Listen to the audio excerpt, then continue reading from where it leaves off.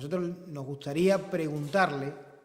al PP de Extremadura y a Ciudadanos de Extremadura cómo se pueden oponer a unos presupuestos que van a mejorar en un 3% las pensiones mínimas de 160.000 pensionistas extremeños. Le preguntamos al PP y a Ciudadanos cómo se pueden oponer a unos presupuestos que van a mejorar 235.000 pensiones revalorizándolas al IPC. Le preguntamos a Ciudadanos y al PP de Extremadura cómo se pueden oponer a unos presupuestos que van a mejorar las becas de los estudiantes universitarios extremeños.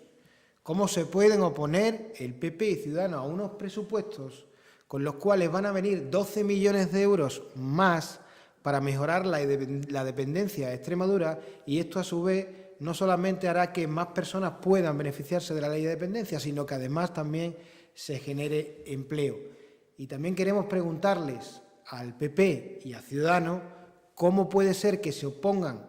a unos presupuestos que mejoran el salario mínimo interprofesional hasta llegar a los 900 euros para combatir una de las lacras que tiene el mercado laboral en este país y en Extremadura, y es la precariedad laboral. Y lo único que se nos ocurre cuando le preguntamos todo esto al PP y a Ciudadanos y vemos que no están de acuerdo con estos presupuestos es que tanto el PP como Ciudadanos en Extremadura realmente no les interesan los extremeños y las extremeñas, sino que lo único que les interesa es el interés electoral del señor Casado y del señor Rivera,